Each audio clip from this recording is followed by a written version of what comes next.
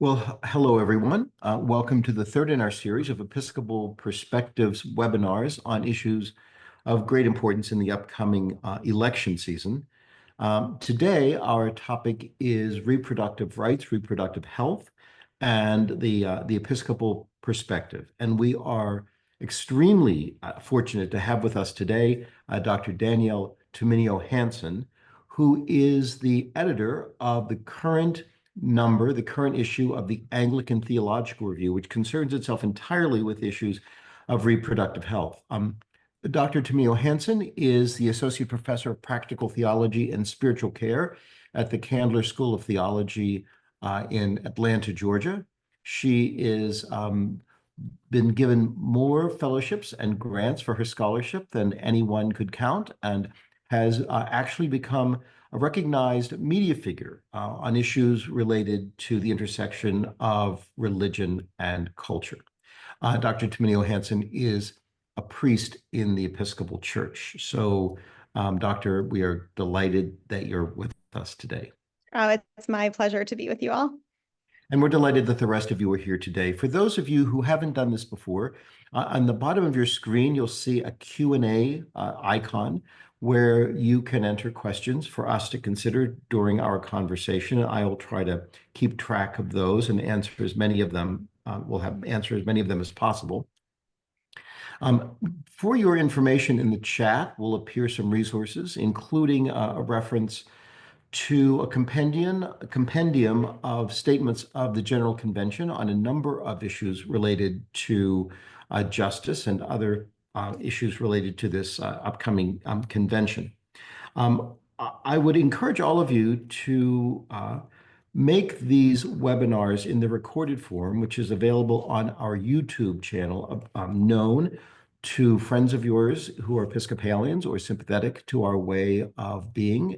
Also, perhaps to your parish clergy or adult formation team.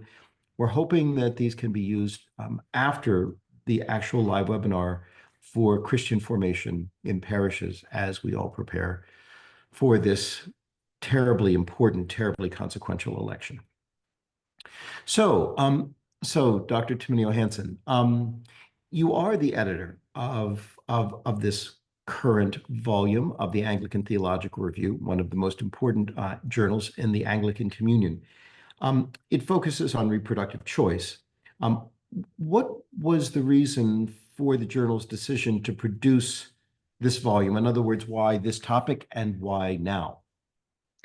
Sure. So I think it's no surprise to anyone who's on the webinar that issues of reproduction and reproductive choice have been on the mind of American Christians in particular, but on the minds of Christians worldwide for time immemorial.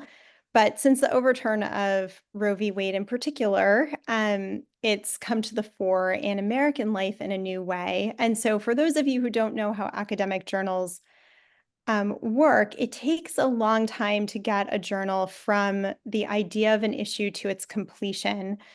And that's due to the time it takes to get a call out or to receive the articles, to go through the peer review process.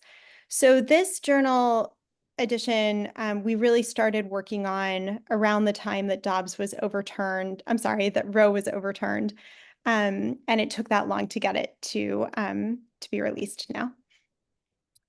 So this is a long time in the making, and it really is rooted in the Dobbs decision, more or less, but also in the election cycle. Yeah, very much so. So our aim, the name of the series is Episcopal Perspectives on this or that, and we've tried to focus not on politics, really, per se, or even on the personal opinions of our guests, per se, though you can't avoid that, hermeneutics being what they are. We've tried to look at the position of the Episcopal Church on issues. What can you tell me about the position of the Episcopal Church on questions of especially abortion? And I ask this question because I think people tend to paint black and white. So people would tend to say, for example, well, the Roman Catholic Church is absolutely opposed to abortion, and we Episcopalians really don't care. We don't. And you and I both know that that's not true. So I wonder if you could maybe run through some general convention resolutions, or just in general talk to us about what you perceive to be the position of the Episcopal Church on abortion. Sure. So, to give a little bit of background, this was something I first looked up about a decade ago, maybe in uh, probably more than a decade ago, close to 2010. I first did a survey for myself of what General Convention had said about reproductive issues generally, because at that point I was working on a doctorate on infertility and IVF and surrogacy. So I was curious then about how the Episcopal Church was thinking about issues of reproduction. Um, and uh, so to situate this in a broader conversation, what the Episcopal Church says about abortion is part of a larger conversation of what we say about tender issues of reproduction more broadly. So when I first did that search, I didn't find a lot. When we think about what the Roman Catholic Church says, or even what some evangelical denominations say, they have quite extensive literature about their views of abortion specifically. And the Episcopal Church, in its official statements, has very little. And the Anglican communion at large doesn't have a lot. So there's one Lambeth statement, that's the meeting of bishops worldwide. They issued one statement on abortion. It was in 1930. And it was part of a wider resolution on birth control within marriage. And the quotation was, "The conference further records its abhorrence of the sinful practice of abortion." And that's kind of what we have from the global Anglican communion, is that one sentence. The Church of England has had kind of a consistent set of statements that overall frames abortion as a tragedy. That's the word they use, a tragedy. And the quotation that they've used more recently is, "It's a tragedy due to the fact that," and here's where the quotation starts, "the fetus is a human life with the potential to develop relationships, think, pray, choose, and love." And then they allow for abortion in what they call exceptional circumstances. So getting to General Convention, what the Episcopal Church specifically thinks, in 2018, there was a resolution 2018-D032. In 1994, there was a resolution 1994-A054.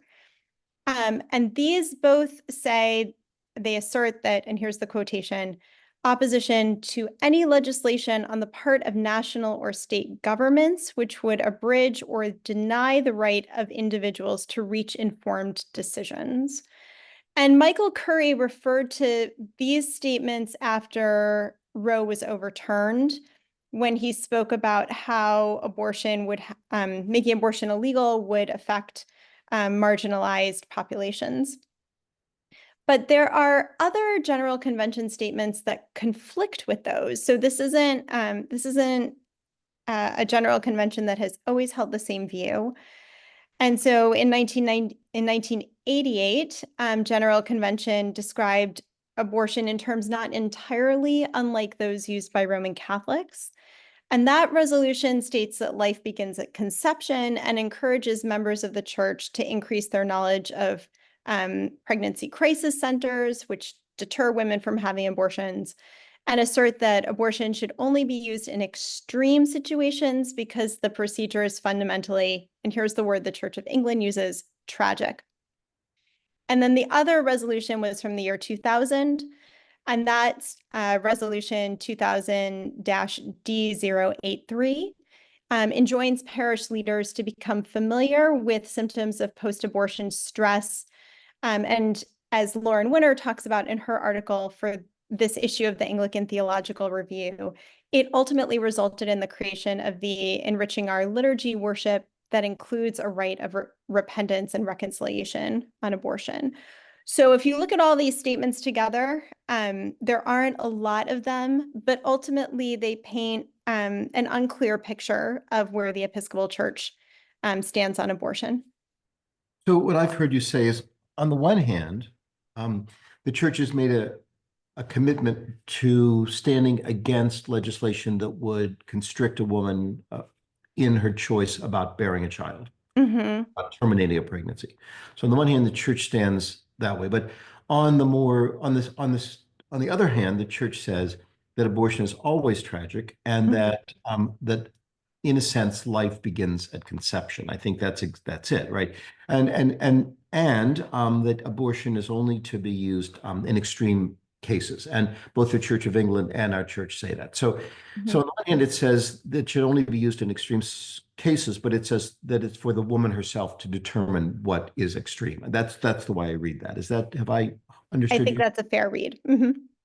One of our readers our listeners has already asked a question. It's a theological kind of question that gets at something. And I don't know if you want to go here. I don't know if you've thought of this in this terms. But the person asks about ensoulment, which I know is a particularly Greek sort of notion, but nonetheless, the person asks if embedded in any of this is any notion of when the zygote, embryo, fetus is ensouled. Does that figure it all into your thinking? Into my thinking or into general conventions thinking? Well, into any of it. Maybe we can parse that. Yeah. Okay. If general convention has given thoughts to that, it's not in the statement. So I'm not sure I can answer that on behalf of general convention or the Episcopal Church. The issue of ensoulment has been dealt with really extensively by Maggie Kamitsuka in her book. She has 2 books on abortion, and I'm unfortunately blanking out on the name of her most recent one. But it's the more recent of the 2, and it deals entirely with ensoulment, and she tracks ensoulment across the Christian tradition and her own views of ensoulment. I'm not an expert on ensoulment. When I think about ensoulment or the kind of parallel question of whether life begins at conception, which is such a pivot point for the discussion of abortion in America, and in some ways what the hinge on which people make their decisions about the ethics of abortion. I'm probably in the minority in that I am comfortable leaving that question as an unknown. It doesn't feel to me like we have definitive proof of when a being is ensouled, when life begins. I see the point of view and arguments on both sides. I think the fact that we don't disagree is something, I'm sorry, that we don't agree is actually something we should be taking seriously instead of trying to persuade from one point of view to the other. And having said that, I don't then think it automatically follows that we have to say abortion is not morally permissible, which is the term we would use in theology or ethics. So to summarize, I have complicated and to some extent agnostic views of ensoulment. The Christian tradition has a long and complicated set of ways of thinking about that that Maggie has written about, and I encourage the webinar participant to read her book. And I'm not convinced that we have to say ensoulment begins at a certain point or that life begins at a certain point to then automatically say abortion is ethical or not ethical. I think it's more complicated than that. Yeah, of course, I'm not an ethicist, so I know almost nothing about this, but I do recall that even Thomas Aquinas, as I recall, who certainly by the 18th century became the only acceptable standard for seminary education in the Roman Church, did not believe that ensoulment began at conception. Right. Uh, The historic view has often been that it happens at quickening. So quickening being the time when you can feel the being that's growing in the uterus, that a woman can feel that. There's an ethicist named Toddy Peters who talks about how in earlier times in the United States, that was the point at which it was seen that abortions or that life began and that abortion became morally nebulous. Before that, it wasn't even clear that there was a pregnancy because there could be many reasons a woman had a late period. But once that sense began in her body, that life began. And she has a really interesting perspective on this. She says, that's something only the woman can feel. And so that actually gave her some agency and some ability to voice her own opinion. It also made the decision private because she was the only person who could feel that sensation. But she also points out different women feel that sensation at different points in their pregnancies. And, one woman might feel that sensation very early in one pregnancy and then later in the next. So it's not even at 4 weeks and 2 days, you will always feel quickening. It's just more nebulous than that. Um, Doctor, the people are asking for the name again of the author. They know you don't know the name of the book, but they're really interested. A number of people, it's sort of flashing up that they really want to know the name of this author. They said the first name is Maggie. And Yes, last name. And the book is called Unborn Bodies, Resurrection and Reproductive Agency. And her last name is Kambitsuka.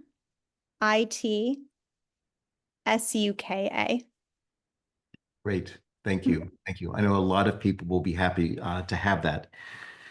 So the agency of the woman's own sense of quickening, and which, as you say, is not consistent from woman to woman or pregnancy to pregnancy, for that matter. Um, let's take a look at that and let's talk more about the woman who is pregnant. So both the Church of England and the Episcopal Church, and for all we know, other churches in the Anglican Communion, speak about exceptional circumstances, that abortion is allowed in exceptional circumstances. Now, that's a complicated thing because, first of all, there could be an objective list of what exceptional circumstances are. Mhm. And then, as our church has said, but the person who applies those objective standards to this particular pregnancy is the person who is pregnant. Mhm. So I wonder, what are exceptional circumstances, and how, in your mind, does the balance between the fact that all human activity is social, really? So, I mean, a pregnancy is a social activity; it's a social event. So, how does one balance this objective list of exceptional circumstances, the particular woman who's pregnant, and how all of this balances out within a social context? Yeah, Is, I think is that too much to ask? no, it's such a complicated and, to my mind, really interesting question. So, um, you know, uh, this idea of what an exceptional circumstance is, as you noted, is not something that the Church of England or the Episcopal Church then follows with a list of, well, these constitute exceptional circumstances. I think we can probably extrapolate what they might obviously be including. So I think they're probably obviously including cases of rape and incest, cases of fetal abnormalities, and cases where the woman's mortality is at risk. That seems like a pretty safe um, set of exceptional circumstances. Um, Having said that, I think there's actually some value to stepping back and giving a little history, and also to thinking about what that word exceptional could mean. So by way of what it could mean, I'll handle that first. Um, we have an assumption in the modern era that every pregnancy comes to term and that this is the normal course of a pregnancy. But as I said, my prior research before I started researching abortion was in infertility, reproductive loss, and assisted reproduction. And one of the things that I learned is that if you sit down and do the statistics for every conception, less than 50% of conceived, times when a sperm and an egg join, less than 50% of the time that results in a live birth. And that takes into account the 25% of pregnancies that end before say 4 weeks, like so early, they're called chemical pregnancies. You might see a line and then it's gone. Also takes into account the pregnancies that end in reproductive loss and the pregnancies that end in stillbirth. So I think the number is 48%.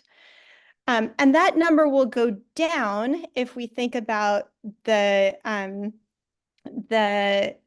statistical likelihood that any act of sex used without birth control, where you're trying to conceive, will result in a pregnancy, right? So at a woman's most fertile, which is when she's, say, 30 or younger, 27 or younger, she'll conceive on an average month 25% of the time. By the time you're in your 40s, it's down to like 3%.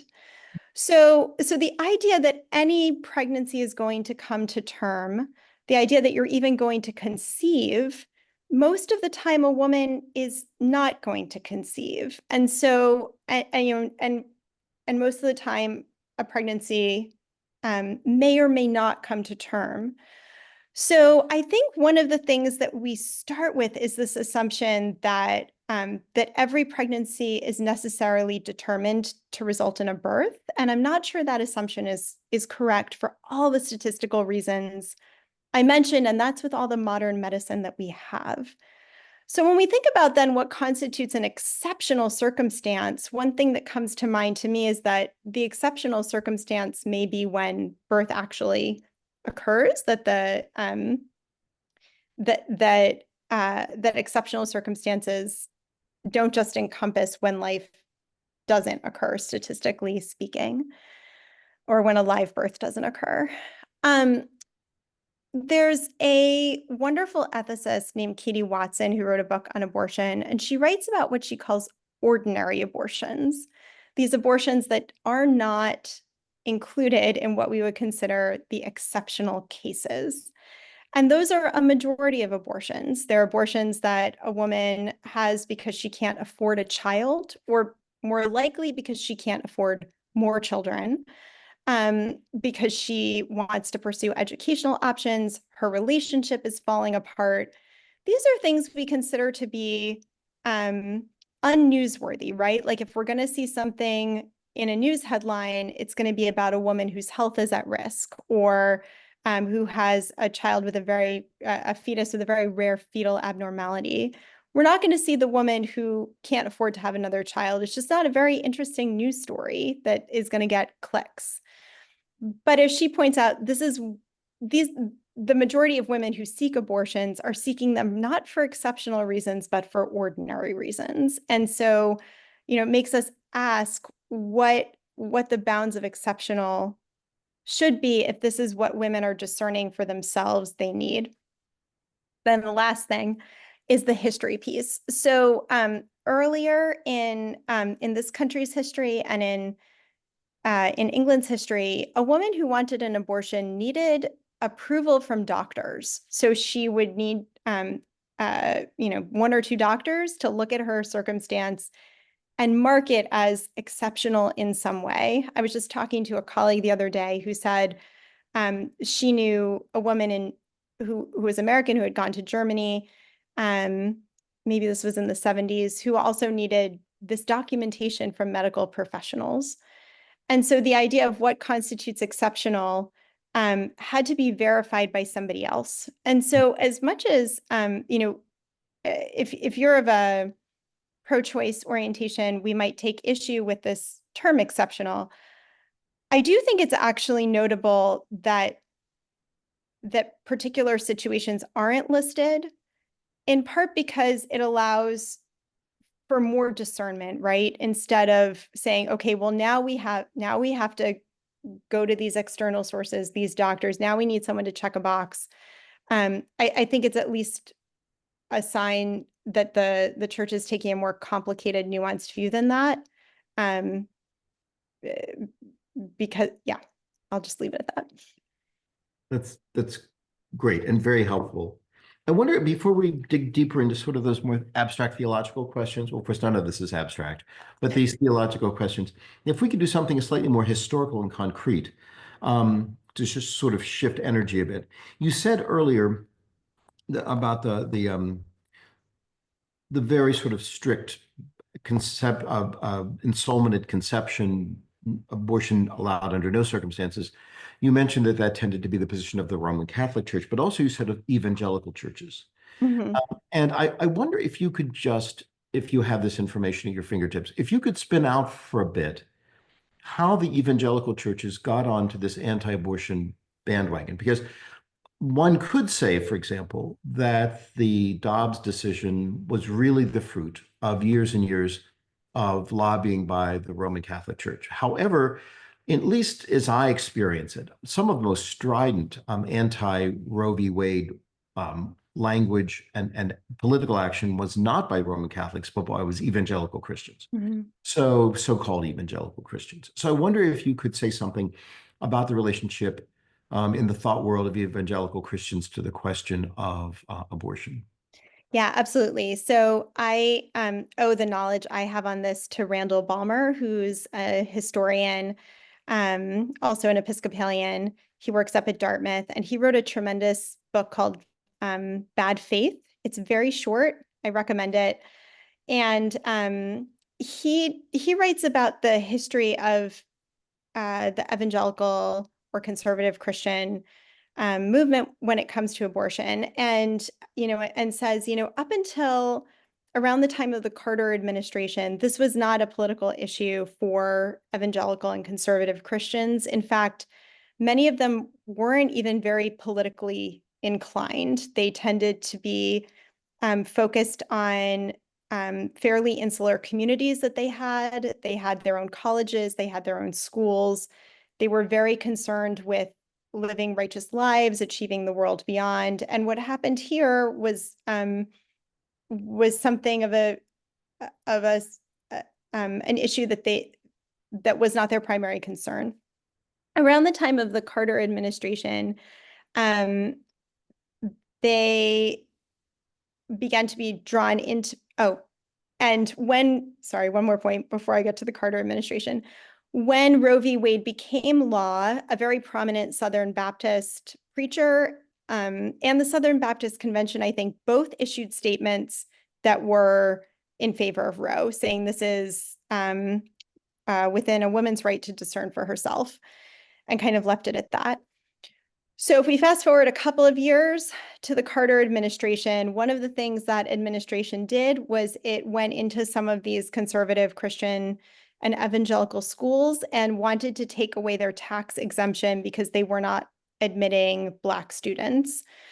And so this became something that actually really did galvanize evangelical Christians against the Carter administration and the Democratic Party.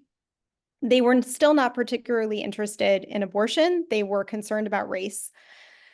But In as particular about maintaining segregation. Yes, in maintaining segregation and their tax exempt status. So this is a financial thing also. So when the midterm elections and the Carter administration rolled around, they took note of the fact that there were a couple of congressional elections that went to Republicans who are pro-life, thanks to the mobilization of Roman Catholics, and particularly Roman Catholics leaving leaflets on people's cars in parking lots, and that brought out people to vote. And what those evangelical Christians noticed was that race was actually not getting out as many votes as they needed. And so they began a systemic effort to change their theology of abortion and mobilize around that because it had been so effective for Roman Catholics. So what we see in Dobbs really is the culmination of something that started in the late 1970s in terms of really making that a centerpiece of both evangelical theology and then their political agenda as well. That's surprising and fascinating. It's very fascinating. The book is wonderful. It's very accessible. It can be read in 2 or 3 hours. It's well worth a read. And this is probably something that's not covered, and this is perhaps a little bit too arcane, but how did the evangelicals make that shift? I mean, that's a major thought shift. How from saying that Roe v. Wade in a very sort of American individualistic kind of way, preserves the rights of the individual, of Mhm. the autonomous self, even though I imagine that for them, autonomous female selves are not quite as worthy as autonomous male selves, but nonetheless, Mhm. maintaining. And then all of a sudden, all of that is swept under the rug. How do you just get rid of a theology that so easily approves of abortion and then so quickly turns against? I mean, Yeah. I know that's arcane, so you may not. No, and this isn't totally my area of expertise. So, Randall Balmer will know much more than I do, and other folks who study in that area. I think he provides documents from folks who were involved in that movement that this was pretty well laid out and uh, not haphazard. Um, and I think part of an overall move of those denominations becoming more socially conservative. So Beth Moore, who was a very, very prominent former Southern Baptist, and now an ACNA member, I believe. She said if in an interview a few years ago, I think it was with Kate Bowler, she said something to the effect of, what I was able to achieve as a woman who is a Southern Baptist, a young woman in the Southern Baptist Convention could never achieve today. This denomination has become far more um, uh, hierarchical and patriarchal. So I think it was part of an overall shift there. Hmm. An issue that you mentioned is race. Mhm. And you mentioned segregation is a significant issue, and that abortion simply became a way to get out the vote of people who were actually against segregation. It was a Mhm. secondary way to get out the vote.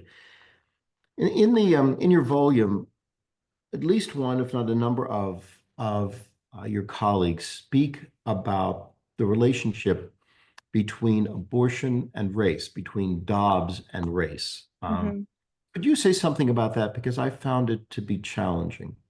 Yeah, I think that what those authors were talking about, um, well, there are a couple of key things there. One is that statistics have found that the people who are most likely to be affected by Dobbs are those who are in marginalized and rural communities. So those who are economically marginalized and those who are racially marginalized. And that's because of a lack of access to abortion facilities. And one of the things that statistics have found is that when women don't have access to abortion, they are much more likely to wind up living below the poverty line. So, Amy Coney Barrett has said you can always give up a child for adoption. That's always an option.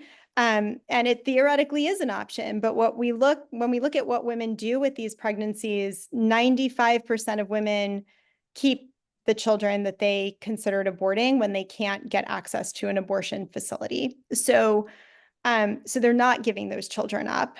And it could be a whole separate conversation about why they're not, but they're not. So that means that there are financial burdens that they're incurring that mean it's more likely that they'll have to quit their jobs or be able to not to afford childcare, all the things that mothers face every day. And so these will disproportionately affect those who are already systemically oppressed. So that's one reason.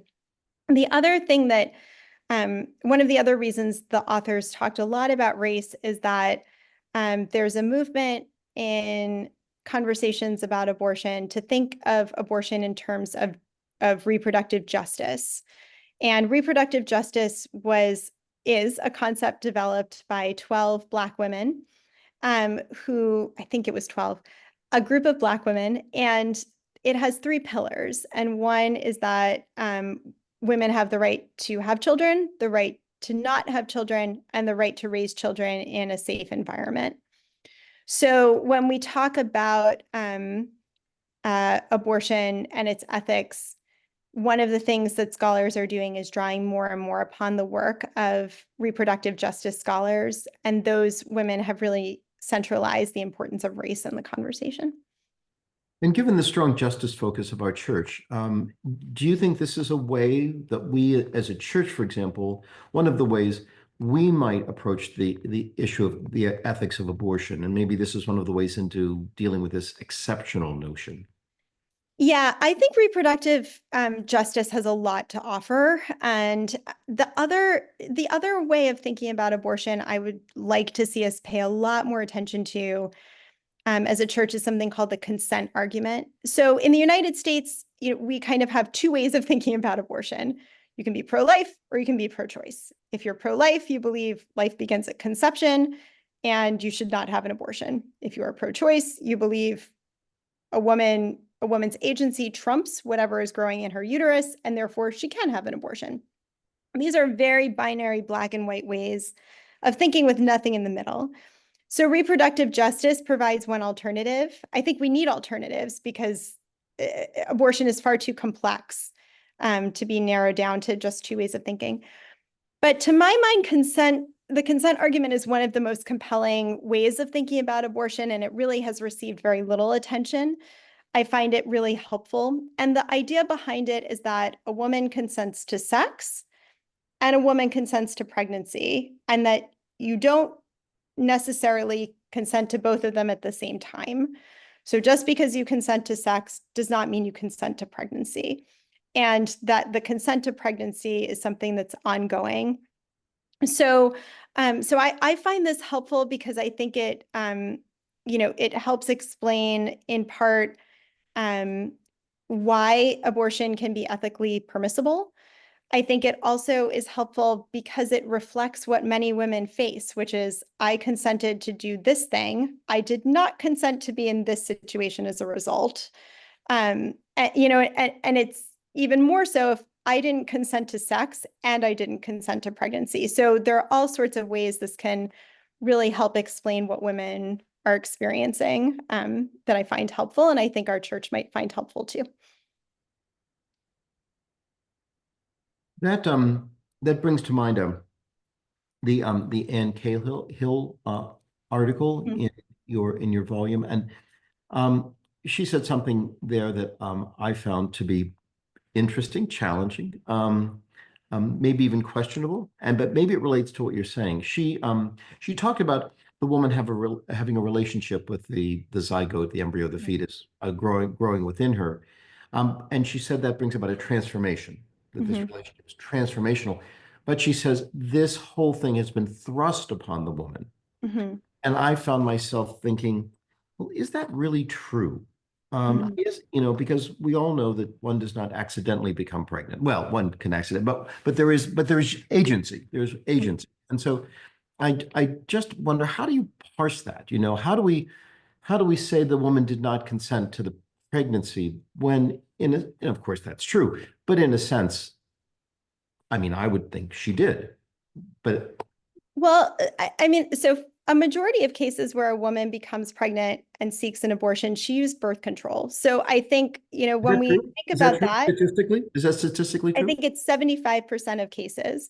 So when we Okay. think about that, the cases where a woman did not use birth control are very much in the minority. So she did not consent to be in this Yeah. situation.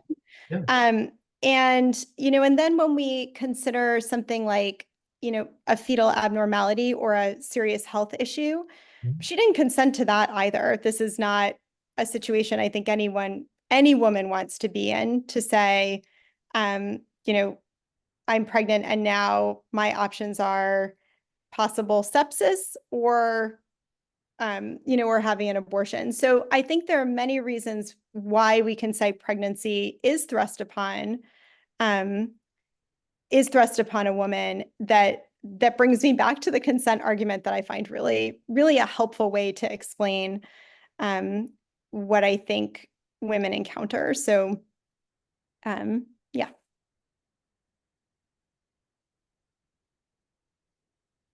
One of the one of the threads in some of the articles was that really, just as there is a racial agenda here, Mhm. that there also is an anti-feminist agenda here. In other words, while the arguments are oftentimes couched in terms of protecting the unborn baby, Mhm. what really is going on is an attempt to control women. Mhm. Could you say something about that line of thought? And again, maybe even what that has to do with the Episcopal Church's ethical positions with regard to gender and sexuality. Sure.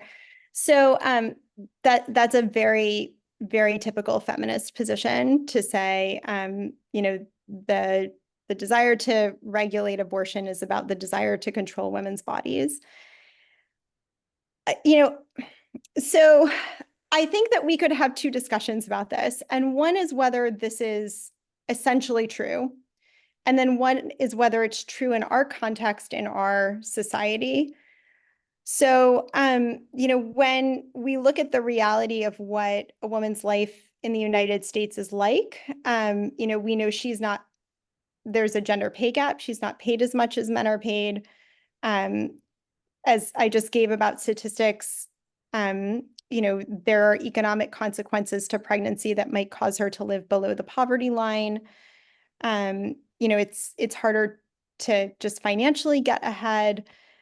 And then there aren't systems set up for women who are mothers, right? We don't have affordable childcare. We don't have reasonable parental leave set up in our government systems. So, when we look and say, is abortion controlling women's bodies and women's lives? And I think if we look at the system we have here, we live in a country that hasn't set up systems that are making parenthood easy under the best of circumstances. So of course, forcing women to become mothers who might not want to be mothers is going to affect their lives and possibly affect them in pretty negative ways. I think, I've read some pro-life blogs recently that have said, well, one way we can bring people around is by starting to advocate for more systems that support women if they keep their children. I think that's great. I think, again, reproductive justice is right, where it says a woman has a right to raise children in a safe and safe environment.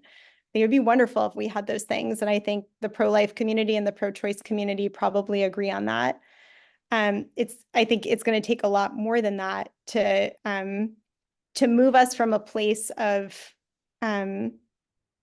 where we could actually have a conversation outside, about the ethics of abortion outside of what is going to happen in a woman's life if she doesn't have access to it, given the structures we have now.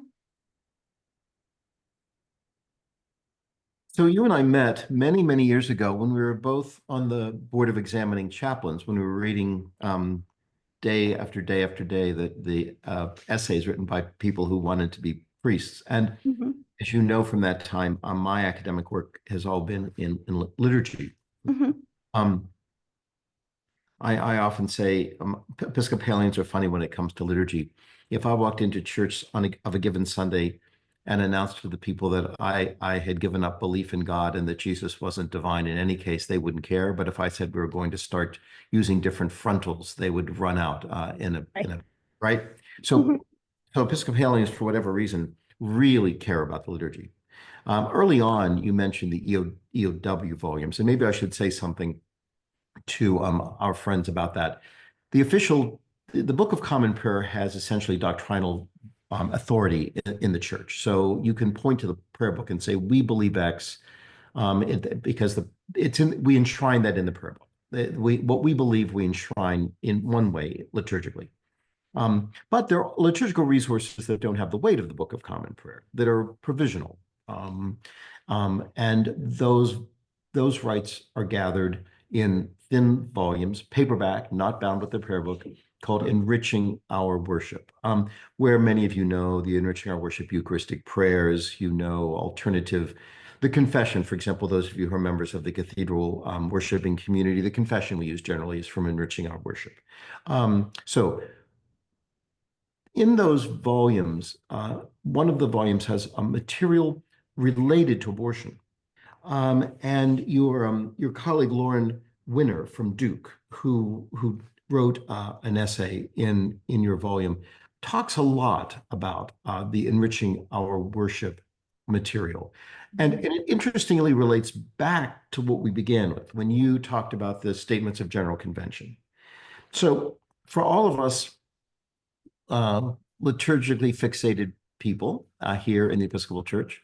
Could you say something to us about how liturgy and the questions of abortion intersect? And, this is somewhat complicated, so don't feel any need to do it all in one paragraph. I mean, Sure. just No, I love this question. So I think you're right that as priests we could come in and say all sorts of theoretically heretical things, but like don't change the altar piece. And I think that speaks overall to the value our tradition places on liturgy. And when I talk to people who have converted to the Episcopal Church from other denominations, that's the thing I hear the most. I became an Episcopalian because the liturgy was so beautiful, because the music was so beautiful, the words are so beautiful.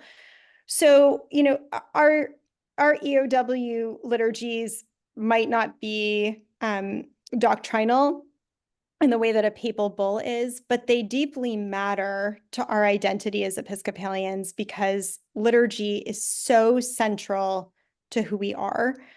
So Lauren Winner's essay, I thought was deeply important in part because it draws attention to what's important to us, which is how we worship and what we do together.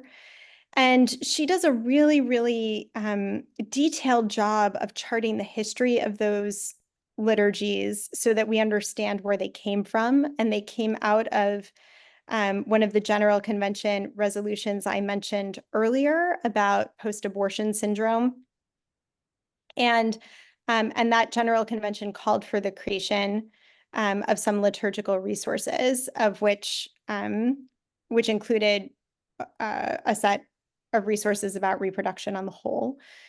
One of the things that she points out is that there's a ritual for repentance in the EOW liturgies, and that this is actually the only place in our liturgical life where we talk about a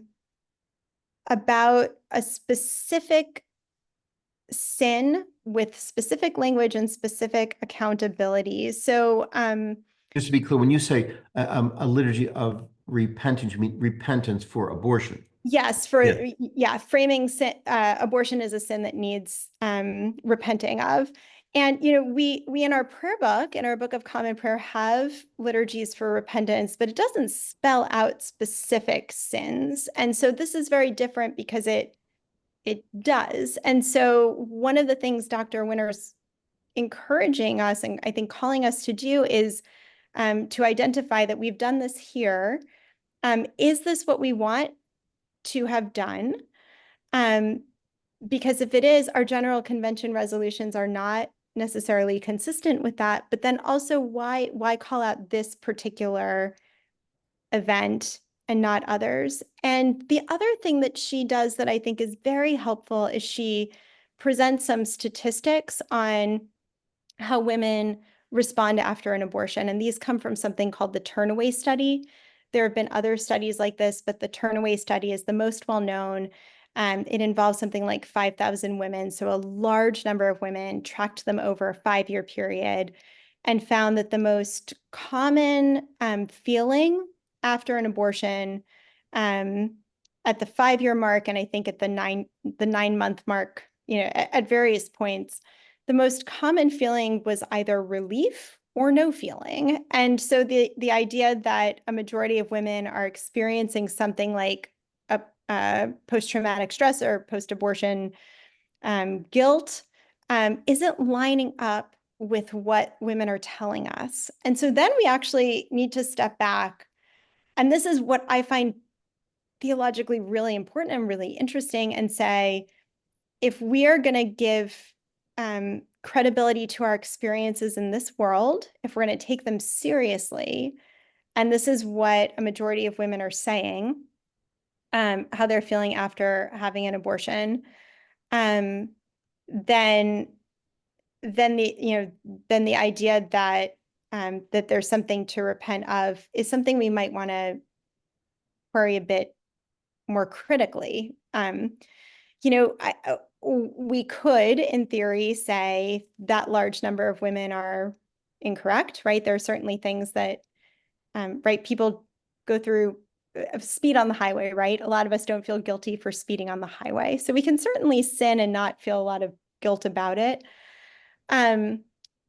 but I think having said that, speeding on the highway is I think we could, unless you're speeding into someone, let's say it's an empty highway, doesn't have the same weight to it that we give to conversations about abortion. So I guess suffice it to say that I do think our experiences on this earth matter. I think they can tell us something truthful about who we are and what God intends for us. And so I think we have to take this data very seriously. And if we don't want to take it seriously, I think we may then need to look at every other experience in our life and ask, can that be taken seriously too? Or should we not be taking that seriously? And that just opens huge cans of worms for theologians that I find really fascinating. I think it's interesting in the volume, and I found you mentioned it, and I find it interesting that, for example, if we go to the prayer book, there's rites of reconciliation, both communal and private, but nowhere does it say a prayer for the repentance from murder, a prayer for the repentance from dishonesty. It's just we do all kinds of evil things. But the fact that we focus on this, have a particular rite for repenting from abortion, in a way suggests it's maybe singularly sinful.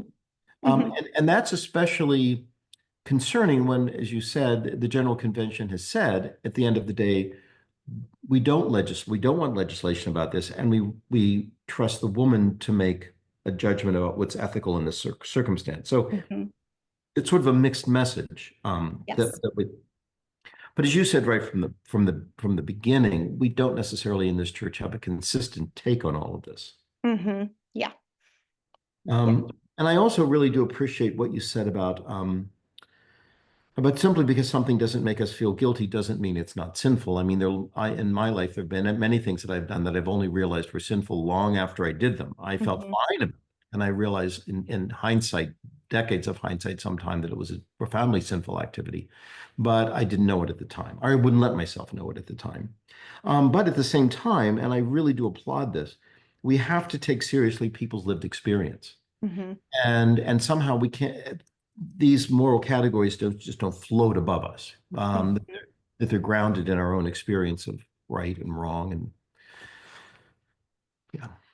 yeah, I mean, I've written about this in a different context, in the context of sexual violence, that I said, there's a theologian named Miroslav Volf who says, ultimately we're going to kind of forget everything we experienced here when we get to the eschaton, because the presence of God will be so vibrant. That's kind of all we'll have. And I really took issue with that, largely because, Jesus came here in a body, in flesh. And, so if it raises the point of like, what was all of that for, if we're just going to forget it? What was his suffering for? What was his resurrection for? If we're just going to forget all of it, we have to give some credence to the fact that we're here and that there's something to learn from being here. And that in some ways it would be really delightful to just skip ahead to the eschaton if that was a possibility. It sounds like a good gig. So yeah. I really appreciate the fact you said that, because I think that it's so refreshing to hear when my fellow Christians root things in the Christic mystery, rooted in the person of Jesus, which at the end of the day is really almost all we have. Otherwise, we're sort of left with this abstract God. And as a friend of mine always said, people say that God, Jesus is like God, but he said, in fact, God is like Jesus. Jesus shows us what God is like. So, and without Jesus, we really don't know what God is like, really. So, I really appreciate the fact that you referenced the Christic mystery. That's very consoling to me. Thanks. I wonder, well, we're almost out of time. And you are the third now. Ray Suarez was the first. Pamela Cooper White was the second, and you're the third. I asked both of them at the end this question, something like this question. And so I'm going to ask you this question, because all of this really is about the election. So we've spent an hour now talking about the Episcopal Church and our perspectives on reproductive rights and abortion in particular. So you're going to be approaching the ballot box, as we all are. Mhm. What does an Episcopalian think and do, in not abstractly, but concretely, this November? What, what do I need to carry with me to the ballot box? Mm. So I live in a multi-generational household. I live with my 3 children, and I live with my husband, and I also live with my mother. I'm an only child, and so my when my father died, my mother moved in with us. So when um, I go to vote actually thinking very little of myself and thinking much more about the world I want my children to be raised in. But I also, since we have moved to Georgia and my mom has moved in with me, I have never gone to vote on my own. I always take my mom because she can't drive anymore. She's 80. She's slowly losing her eyesight. And so I take her to vote. And so, um, I am thinking when I go to the ballot box of, my mother who handwrites letters. I just mailed a bunch of them yesterday to people asking them to please go vote. So I think of the activism that she does, even as she's losing her eyesight, that she writes these letters, that she cares about our future. And I think about the world that I want my children to inherit. And these are the children I take to church every Sunday. They're all in Christian or Episcopal schools. And that to me, it's extremely important that they know the love of God, but that they also are seeing um, glimpses of the world that God hopes will be. Um, and and so when I vote, to me, it's really important that we peel away what the world is telling us, and really think quite a bit about what that world that God intends looks like.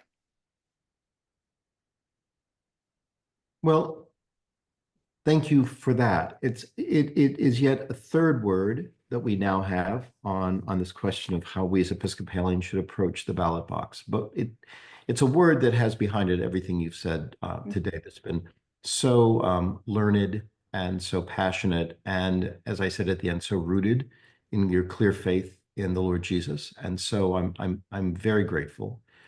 Um, so friends, I know you all join me in giving thanks to the presence of the Reverend Dr. Danielle Tumminio Hansen with us today. We wish you well, Reverend Doctor, and we give you great thanks that you, first of all, did the hard work, as you outlined, in soliciting manuscripts and sending them out for peer review and all of the things you did to bring this important volume together, and then for sharing with us today all the things that you learned from that work and from your previous scholarship. Well, it was such a pleasure to be with you all, and thank you for inviting me. You're welcome. Friends, there will be one more in the series on the environment, the Episcopal perspectives on climate change and the environment next week at this very time.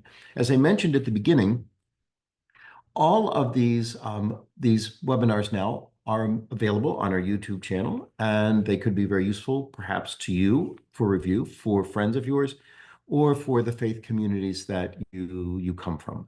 If you look now in the chat, there is the link to our YouTube channel where all of this is, and certainly by tomorrow, this one will be added to the collection.